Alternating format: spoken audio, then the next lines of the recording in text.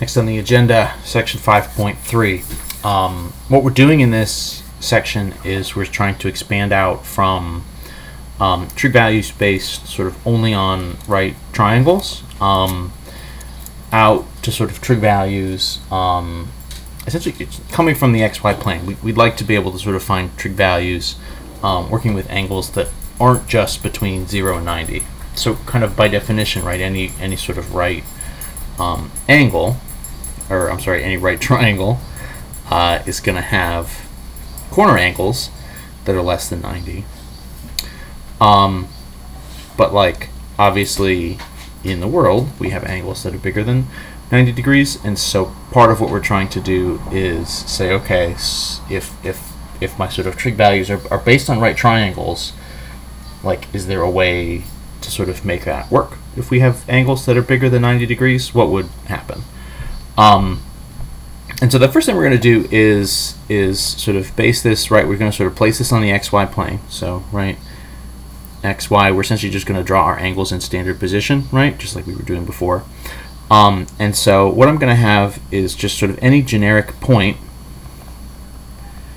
xy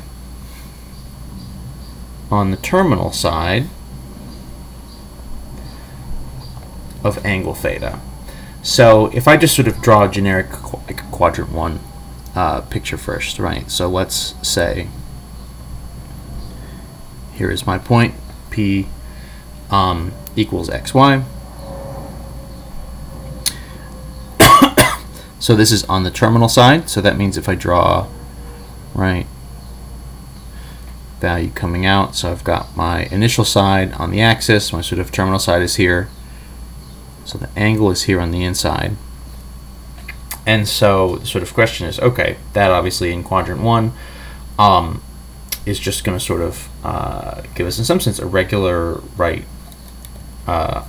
triangle, sort of a regular just sort of small angle, right, acute angle. To turn this into a right triangle, what I'm going to do is from that coordinate I can draw a line straight down. That's essentially going to create for me here a little right triangle. So where I have my theta value is here, my angle is here. So this is going to be the opposite side, right? This is going to be my adjacent, and this is my hypotenuse, only to the point. And this is useful because then on the plane, right, the length of the adjacent side syncs up with however sort of far out our x value is, right? Whatever this sort of value is for x, if this is positive 3 or positive 6 or something like that, that length is going to be here sort of straight out, and that's going to sync up with our adjacent side. So the adjacent side is going to sort of have this value x, whatever the x coordinate is going to be here on the adjacent side. And then similarly, if I go sort of vertically up, right, the length here on my opposite, that's going to sync with essentially the height at this point, the y value.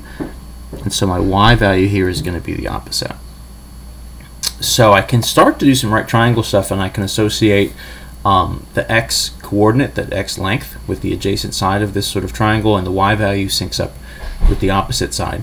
I can do a little Pythagorean theorem. And so what I'm going to get here, right, is that x squared plus y squared would be equal to this length up here, my hypotenuse. What we're going to do is we're going to label that r. This is sort of r for radius. In some sense, we're going to be sort of doing this on a circle in a little bit. So we're sort of pulling that notation over, right? So the hypotenuse value we're just going to call r, r like a radius, even though, of course, just like this isn't necessarily a radius. I guess in some sense, if you were right drawing the full arc out to that coordinate, sure, that would be like a radius if you took this and spun it all the way around.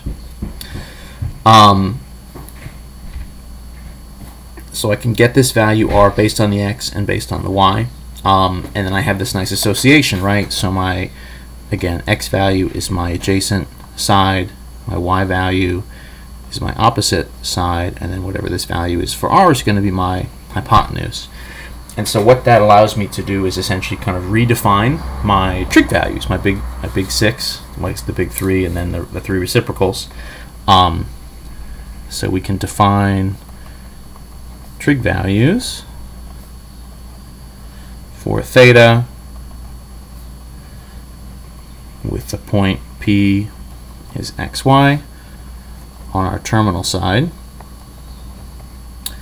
So the idea, right, is I have opposite, adjacent, and hypotenuse is the y value, the x value, and the r value, respectively.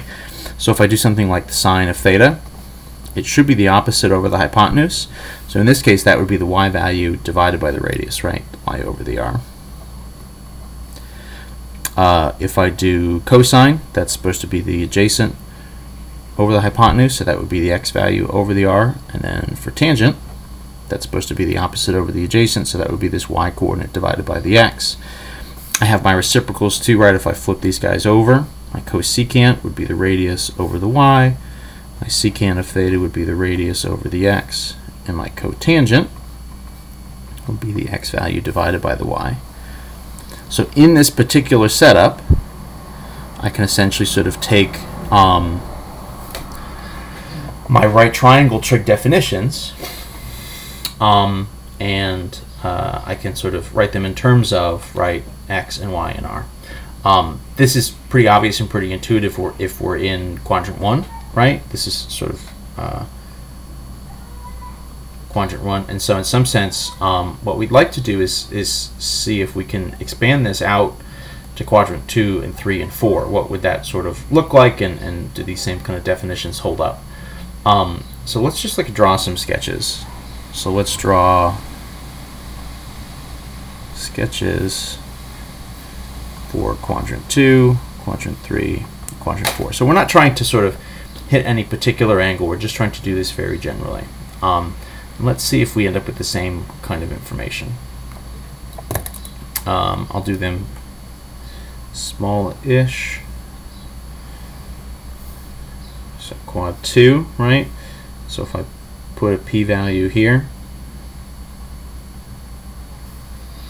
so what's happening, right?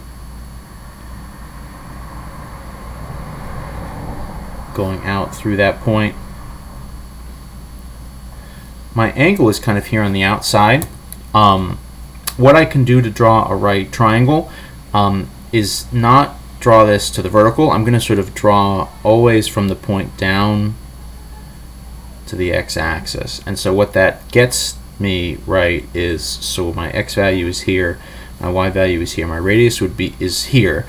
Now the angle is obviously bigger than 90, kind of by definition, and so in some sense it's this kind of outside angle. And then so what I'm using to make this triangle is what we're going to call here the reference angle, so which is the interior angle that's actually inside the triangle.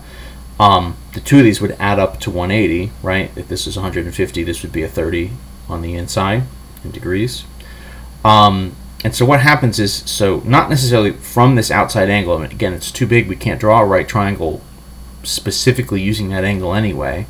So what's the picture that we can make that would still have some of the same kind of setups and still have some of the same properties? And the answer is this picture. So we can sort of draw the value down, get the triangle sort of tucked in over here, excuse me, and I still get x and y and r, and they still hit, right? My x value is still going to be my adjacent, my y value is still going to be my opposite, and this r value up top is still going to be my hypotenuse.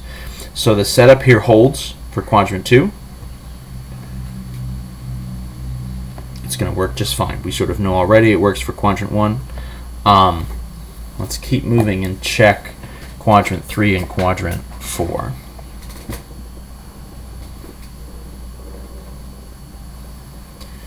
Right, quad 3, so if I've got a point down here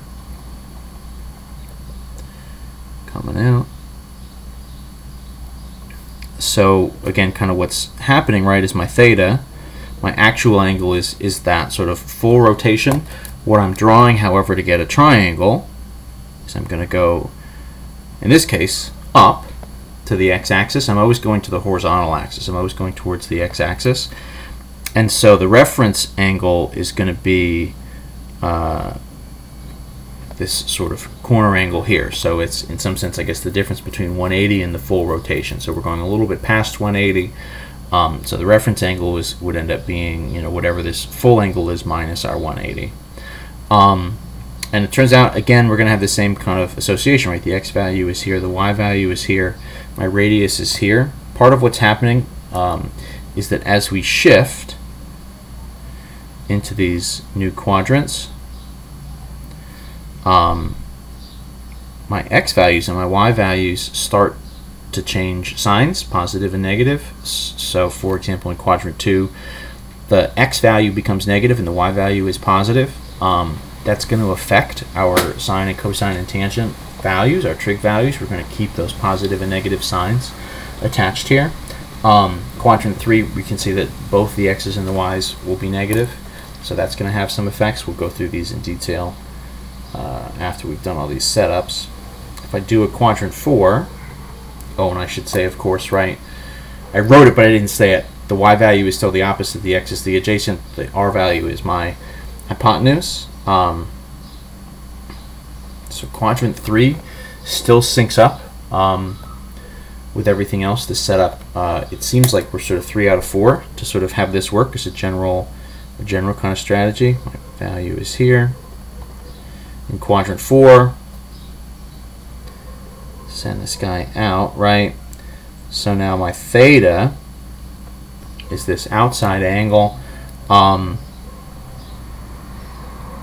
My reference angle is going to be this interior angle, and so what's happening here, right, so I'm bringing this up, I get, again, same thing, the y values here, the x values here, this is going to be my radius, and lo and behold, just like in all these other situations, the y value is going to sync up with the opposite side from this perspective, the x is going to be my adjacent, and then this y value is going to be my hypotenuse.